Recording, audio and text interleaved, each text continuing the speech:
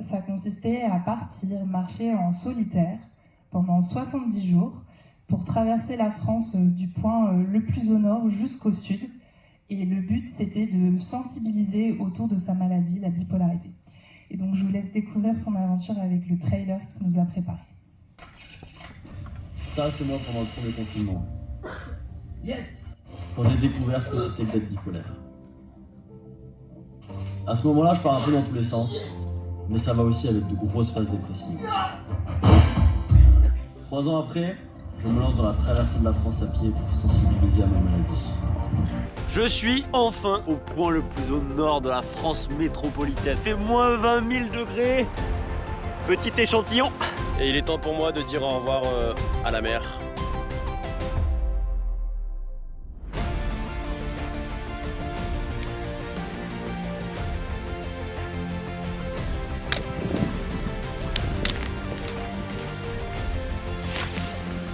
Et voilà mon petit harpon. Énervé. Regardez-moi cette belle couleur. Ouais, il grêle là. Au moins si je veux me servir un petit ricard avec un glaçon, je peux. Allez, Allez, on va osé ton prénom. Hugo, Jean-Marie et Dédé.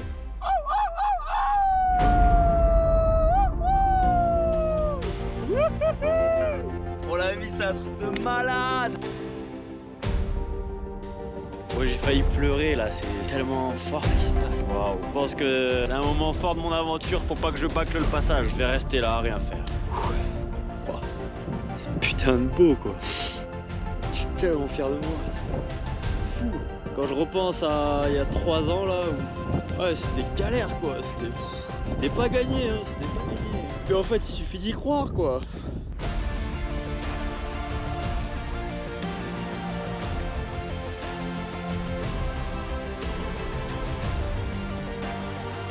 Putain, j'espère que les sardines elles vont tenir, le vent il souffle de malade là. Waouh. Oh putain.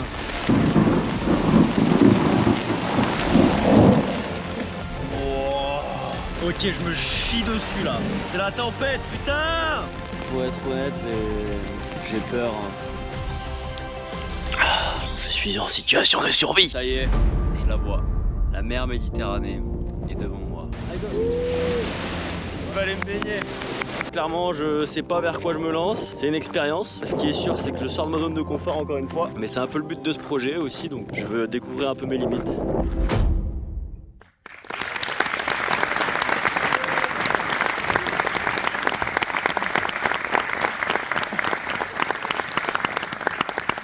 Bonsoir tout le monde. Waouh. Ok. J'avoue, c'est assez flippant de voir autant de monde devant soi. Mais j'ai remarqué un truc dans la vie, c'est que dès que quelque chose me fait peur et m'excite à la fois, je fonce et il se passe toujours des trucs incroyables. Donc c'est pour ça que je suis là ce soir.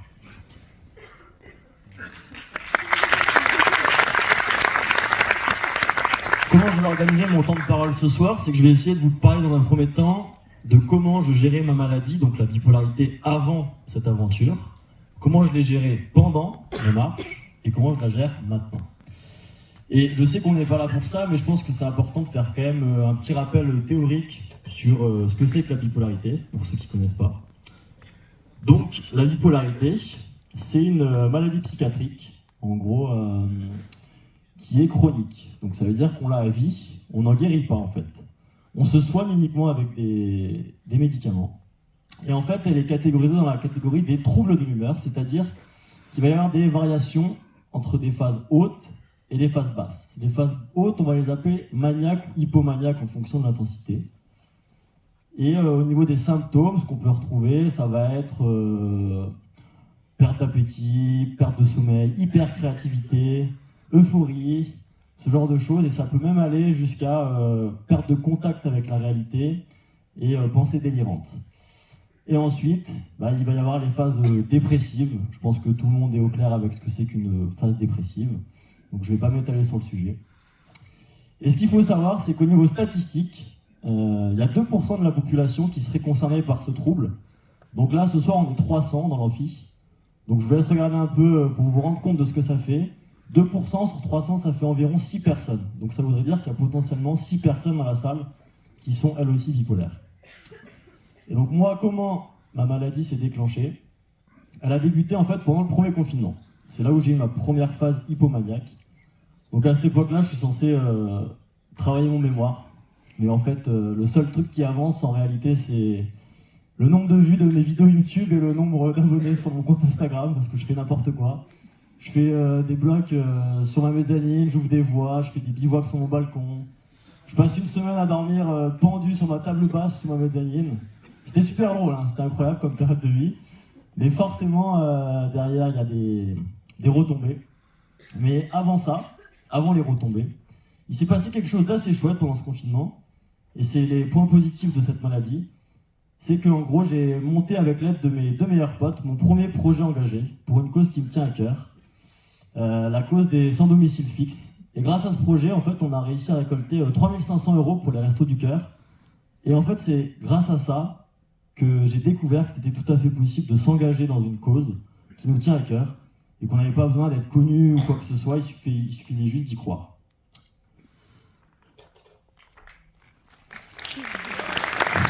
Merci.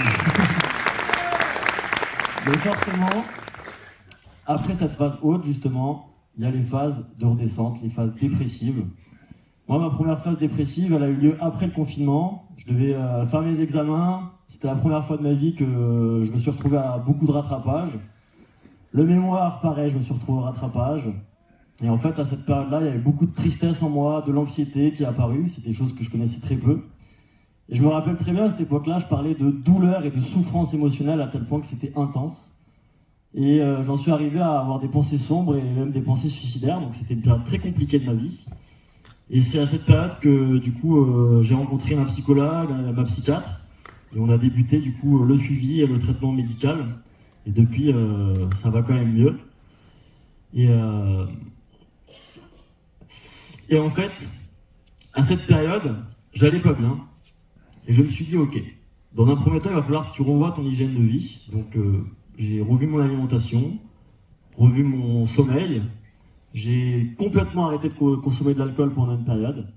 Mais j'ai aussi fait quelque chose, j'ai fait ma liste des rêves.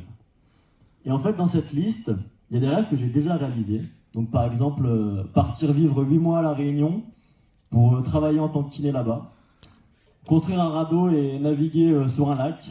Bon, je suis désolé, j'ai dû flouter parce que dès qu'il se passe des trucs cool, je me fous à poil, donc voilà. Et aller mettre des grands coups de machette dans la pampa. C'était un de mes rêves de gosse et ça y est, j'ai pu le faire, donc ça c'est super chouette. Et parmi tous ces rêves, il y en a un que j'ai pas réalisé. Un qui est beaucoup plus fort, qui m'anime beaucoup plus. En fait, quand on m'a diagnostiqué bipolaire, je me suis dit, écoute, il y a forcément une cause à ça, c'est pas arrivé par hasard. Et cette cause, ça va être à toi de la trouver. Du coup, je me suis posé et je me suis dit, ok, bipolaire, ça veut dire quoi? Ça veut dire 2 pôles. Et sur Terre, il y a le pôle Nord et il y a le pôle Sud. Ok. Et bah, je vais un jour dans ma vie aller au pôle Nord et au pôle Sud pour devenir le premier bipolaire.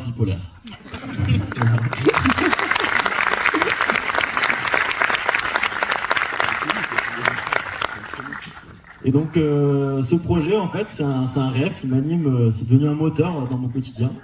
Dans les périodes où ça va pas, j'y crois dur comme fer. Et je me dis que si j'arrive à le réaliser, ce sera une chouette manière de montrer à toutes les personnes qui s'y sont intéressées qu'il y a vraiment que sur le papier que psychiatrie et folie, ça rime à tous les coups. Parce qu'en fait, on s'aperçoit que dans la réalité, c'est quand même bien souvent loin d'être le cas. Et j'ai bien conscience qu'aller au pôle Nord et au pôle Sud, pour l'instant, j'ai ni le temps, ni l'argent, ni les compétences. Et je me suis dit, ok, bah, à partir de maintenant, tous les petits livres, les films d'aventure que tu vas regarder, et les micro-aventures que tu vas mettre en place, ce sera dans l'objectif, justement, de développer ces compétences. Et c'est pour ça que des fois, bah, je pars en plein hiver, sous la pluie ou sous la neige, faire des bivouacs tout seul, avec comme objectif de ne pas utiliser mon duvet, de ne pas utiliser de briquet, j'allume mon feu à la pierre à feu, tout ça. Et en fait, ça me permet à la fois de développer des compétences, et à la fois d'apprendre à gérer ma maladie, et d'être plus à l'aise avec ça. En fait, j'endurcis mon cerveau à gérer toutes ces situations. Et finalement, à force, ben j'en ai eu marre en fait de vivre l'aventure, la grande, par procuration à travers celle des autres, à travers leurs livres et leurs films. Du coup, je me suis dit, bah ça y est, c'est le moment, tu vas monter ta grande aventure à toi. Et donc c'est là qu'est né ce projet de traverser la France à pied du nord au sud pour essayer justement de symboliser cette alternance de haut et de bas que la maladie me fait subir. Et l'idée c'était justement de sensibiliser sur mes réseaux sociaux à cette maladie et de lever les tabous à ce sujet-là. Et donc cette aventure, en quelques chiffres, ça donne quoi? Ça donne plus de 1400 km en 70 jours, 21 douches, donc ça va, c'est pas mal, mais bon, j'avoue que je ne vais pas sentir très bon. 3 orages, on aura l'occasion d'en reparler juste après, vous verrez. 10 nuits chez les habitants, c'était des moments hyper enrichissants. Des tonnes de cacahuètes, parce que j'adore les cacahuètes. Et 1300 € récoltés pour l'association pour laquelle je marchais, qui s'appelle La Maison Perchée, et qui vient en aide aux personnes bipolaires. Et en fait, pendant cette marche, j'ai rencontré une dame qui m'a dit écoute Hugo, ton projet c'est cool, tout ça, mais finalement, qu'est-ce que ça va t'apporter? Qu'est-ce que tu vas apprendre grâce à ce projet? Et des choses, j'en ai appris plein, mais ce soir, je vais vous parler des 4 choses principales que j'ai retenues. Et la première, en fait, c'est vaincre ses croyances limitantes. Un jour, pendant une séance, il y a ma psychiatre qui m'a dit une phrase.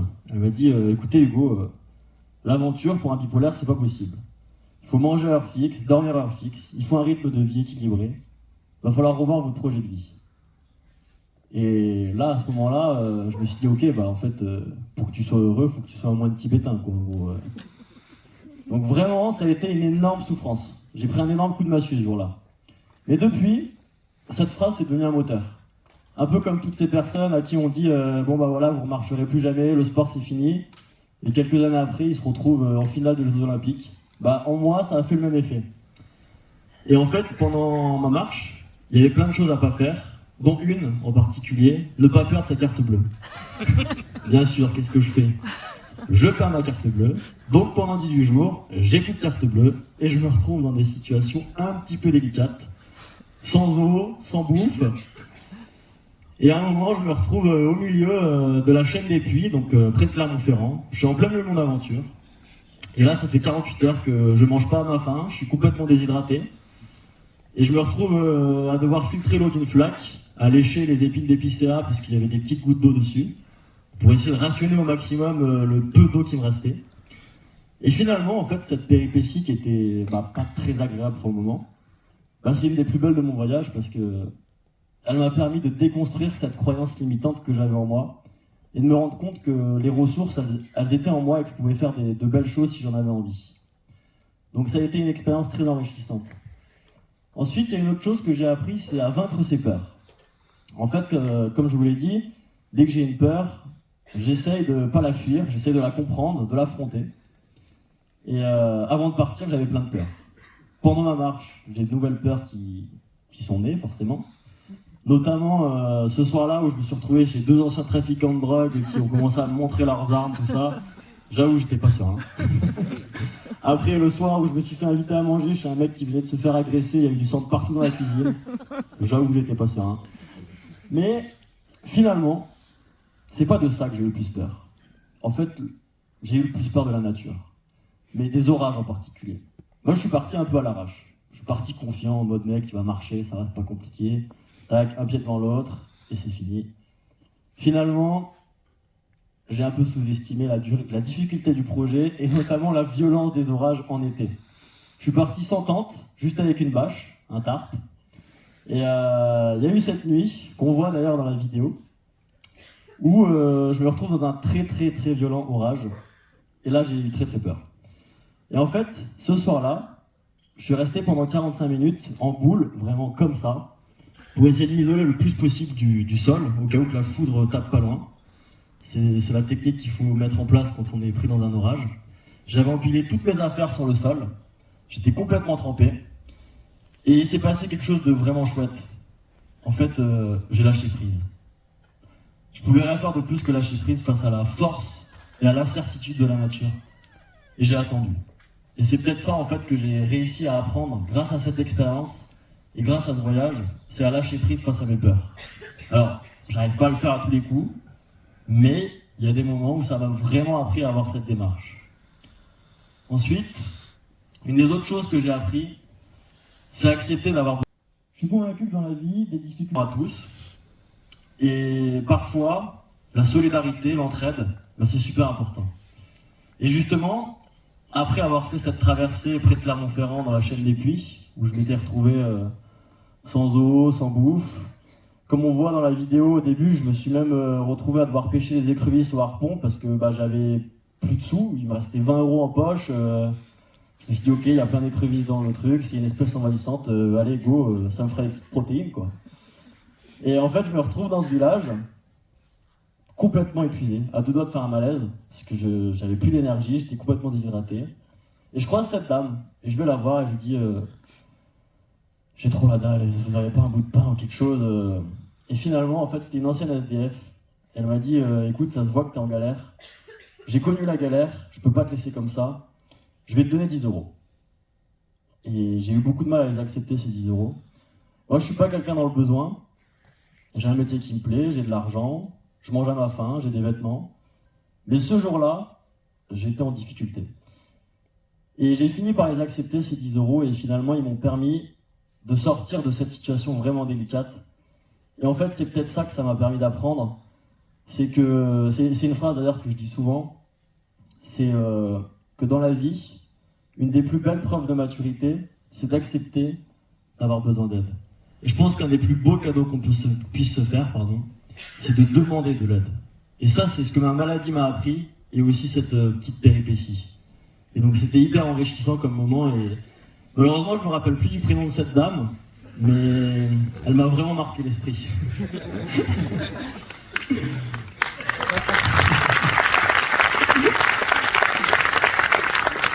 Et la dernière chose que j'ai appris, c'est écouter son corps plutôt que sa montre.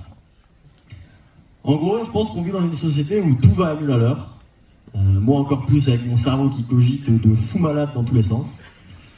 Et ce que j'ai compris, c'est que de faire les choses lentement, ça m'aidait beaucoup. Là par exemple, avant que vous arriviez tous dans la salle, j'avais un peu le stress qui montait forcément.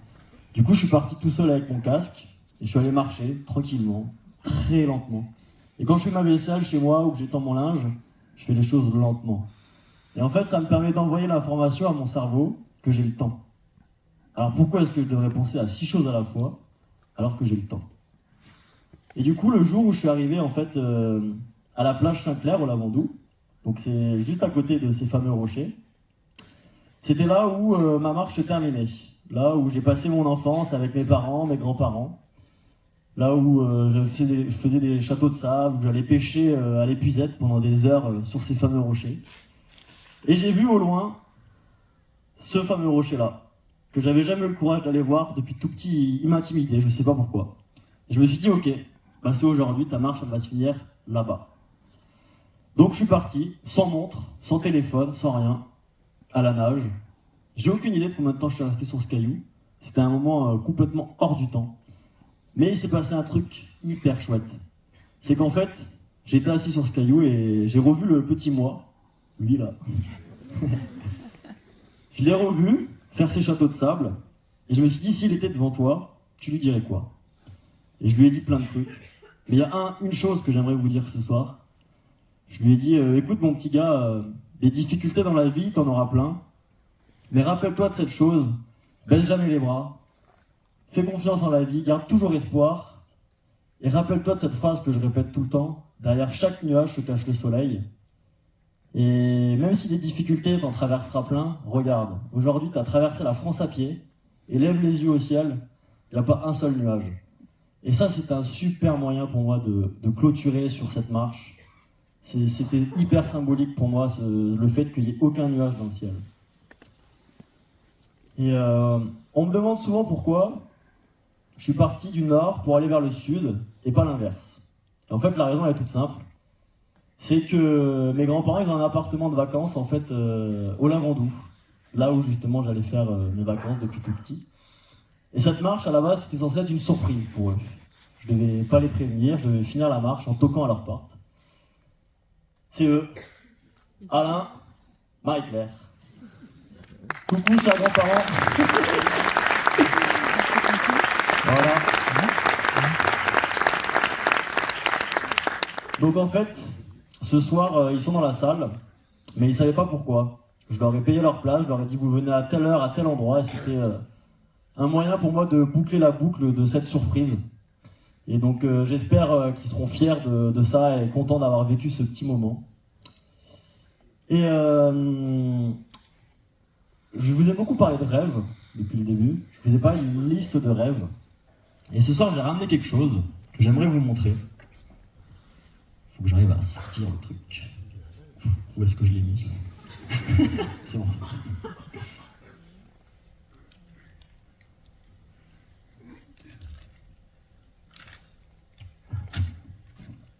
J'ai ramené la liste que j'ai écrite ce soir-là où j'allais vraiment pas bien. Bon, là, je suis tout tremblant. Mais au moins, j'ai la liste dans les mains. Et ce que je voulais vous dire, c'est que sur cette liste, il y a quelque chose qui est écrit. Il y a marqué « Faire une conférence pour parler d'une de mes aventures ». Et ce soir, vous étiez assis passivement dans votre fauteuil. Mais ce que j'aimerais que vous sachiez, c'est que vous m'avez permis de réaliser un de mes rêves.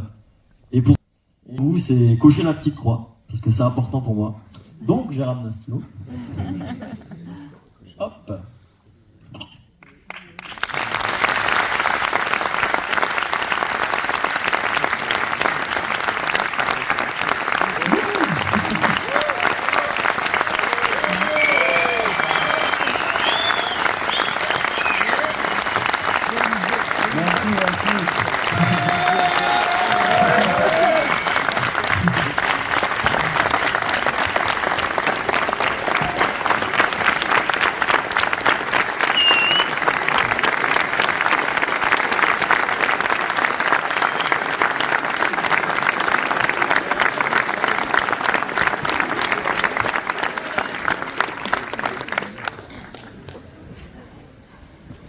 Wow. Je m'y attendais pas à ça. Bah écoutez, merci pour tout. Je vais conclure là-dessus. Merci beaucoup Hugo, c'était très touchant, très beau. Merci d'avoir partagé toute cette aventure avec nous, d'avoir eu le courage de monter sur scène.